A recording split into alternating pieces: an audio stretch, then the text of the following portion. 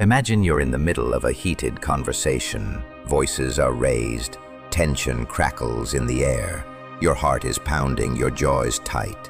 Every sentence you form is designed like a spear, sharp, precise, meant to defend, maybe even wound. But so is theirs. You think you're fighting to be understood, to be right, to win. But what if I told you that the very moment you step into that argument, you've already lost? Because true power doesn't come from who shouts the loudest. It comes from who stays silent the longest. Today we dive into the radical wisdom of Friedrich Nietzsche and uncover the reason why the most powerful people rarely argue, and why silence, restraint, and strategic detachment are the true marks of strength. Section 1. Why do people argue? Most of us think arguments are about truth, about clarity, about justice. But Nietzsche would disagree. He believed most arguments are nothing more than emotional warfare, a tug-of-war between egos, not ideas. So why do people argue? 1. Ego preservation. When someone challenges your opinion, it often feels like they're challenging you. We tie our beliefs so closely to our identity that admitting we might be wrong feels like an attack on our character. The mind resists this instinctively. 2. Power dynamics.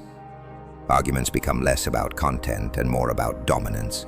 Who speaks last, who raises their voice, who gets the last word. It's no longer a conversation, it's a contest. 3.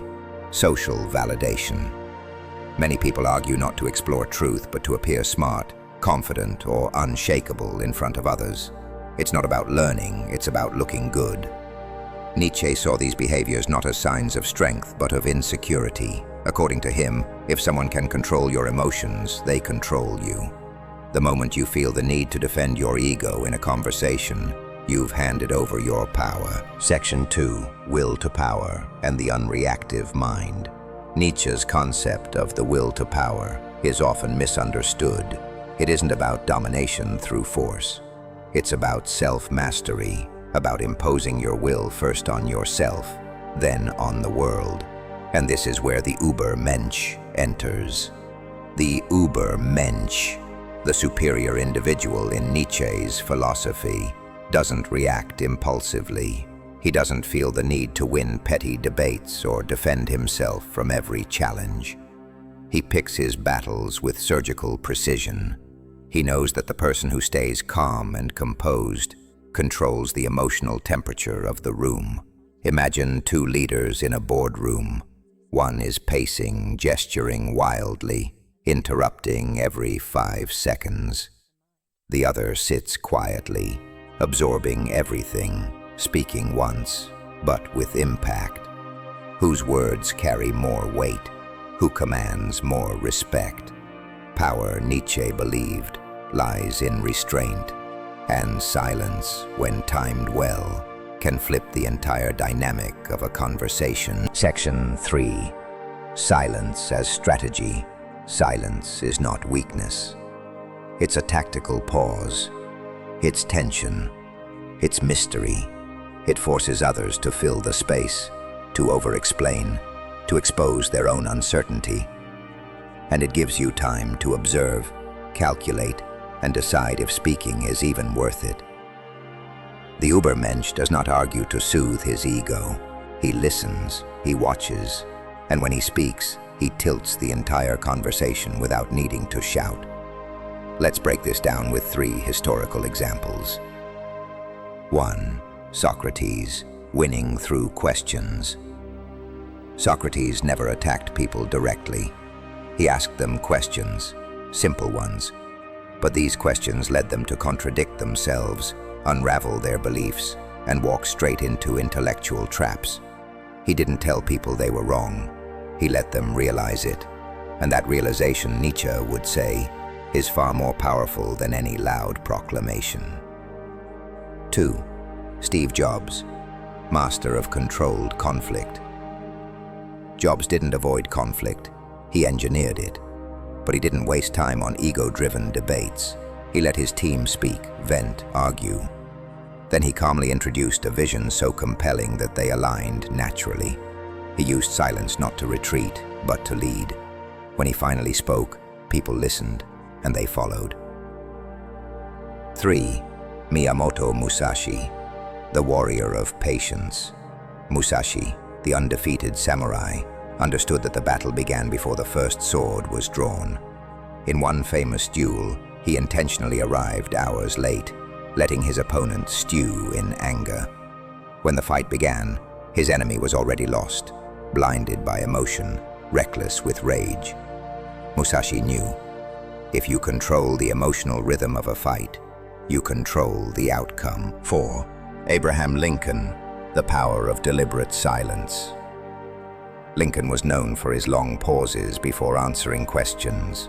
In heated debates, he often waited, sometimes for several seconds before replying. That silence wasn't hesitation, it was command.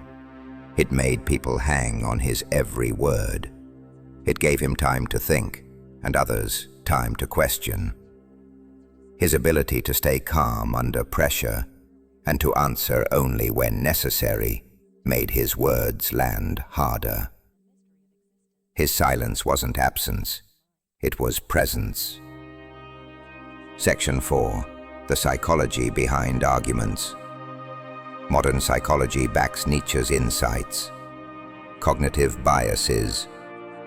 Confirmation bias. We seek only what proves us right. Backfire effect. When someone proves us wrong, we dig in harder. Dunning-Kruger effect. The less we know, the more confident we become. These mental patterns make real dialogue nearly impossible in most arguments. No one is listening. Everyone is just preparing their next attack. Emotional triggers. We argue most when our identity is threatened. It's rarely about logic. It's about belonging, safety, self-worth. That's why the most volatile topics, religion, politics, values, ignite like wildfire. Social validation.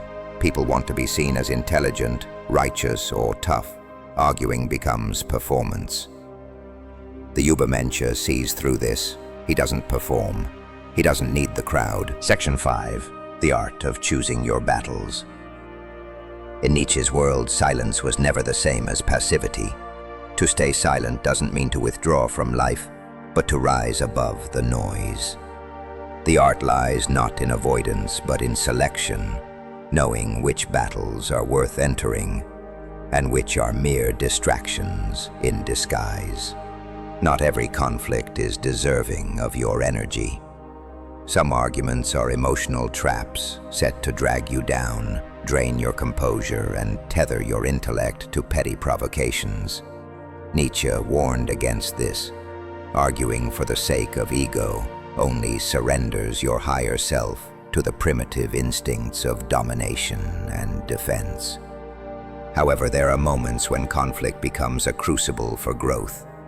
These are rare and valuable, conflicts that sharpen your mind, refine your reasoning, or allow you to protect truth in the face of distortion. In these moments, silence can become complicity. Inaction becomes weakness. This is where Nietzsche's idea of the will to power becomes active, not reactive.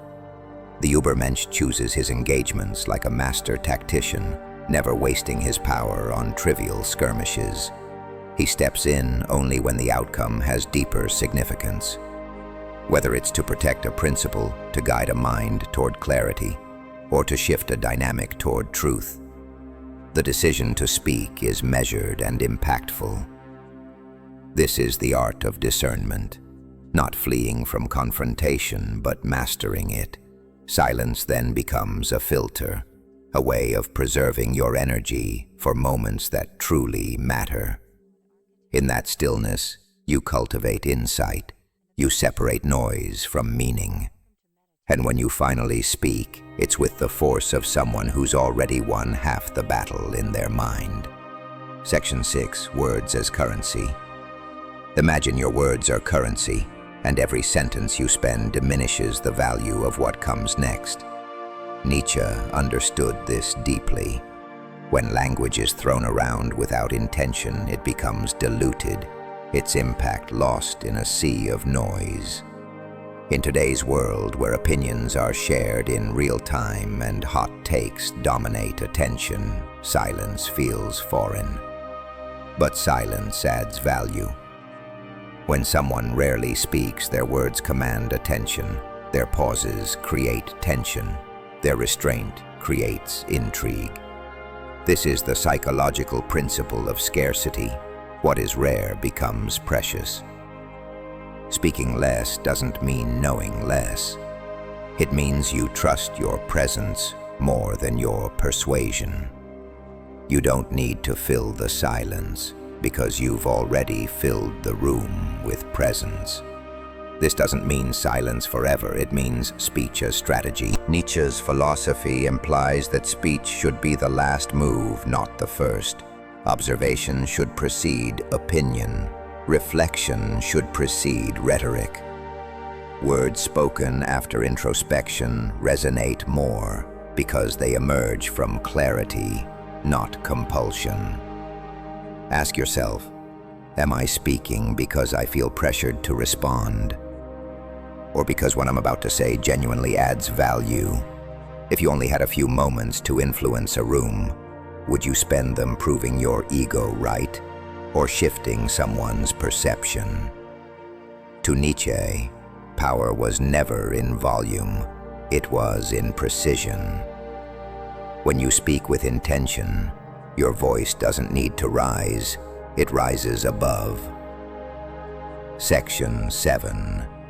Modern Power Dynamics. In our hyper-connected age, where tweets go viral in seconds and debates erupt online daily, power is often mistaken for volume. But Nietzsche's insight cuts deeper. Real power is quiet, deliberate, and surgical. It's not about being seen. It's about being unavoidable when you do appear. True power in conversation comes not from controlling others, but from controlling yourself. This self-control radiates authority. People instinctively trust those who don't rush to speak, who don't chase validation, who don't need to prove their superiority. These are the individuals who make others lean in. Influence today is not about dominating a stage. It's about shaping the atmosphere of a room through subtle cues, timing, restraint, calmness. Studies in psychology consistently show that people who speak less and more thoughtfully are perceived as more competent and confident. Their silence draws curiosity. This is not about avoidance, it's about selective force. The most powerful leaders and thinkers don't avoid conflict, they craft it. Nietzsche's Übermensch doesn't seek approval or followers. He lives by internal authority. He knows that real change doesn't come from shouting over others. It comes from transforming the frame of the conversation itself. And that transformation begins not with your voice, but with your presence. In a world where everyone is trying to speak louder, interrupt faster, and argue harder, maybe the real power is in choosing not to play that game. Nietzsche's ultimate lesson wasn't to be passive, it was to be precise. To speak less, but say more. To engage less often, but with greater impact. To stop reacting and start directing. Because the one who controls their response controls the room. So the next time someone challenges you, don't rush to defend. Don't rush to react. Ask yourself, what outcome do I want? What energy am I feeding? Is this worth my voice, or would silence serve me better? Because your words are tools, and sometimes the most powerful move is to say nothing at all. Let others exhaust themselves trying to be heard, while you sit steady, thoughtful, and in control. And when you do choose to speak, make it count. Make it shift the energy. Make it unshakable. That's the silent trick. That's the real power.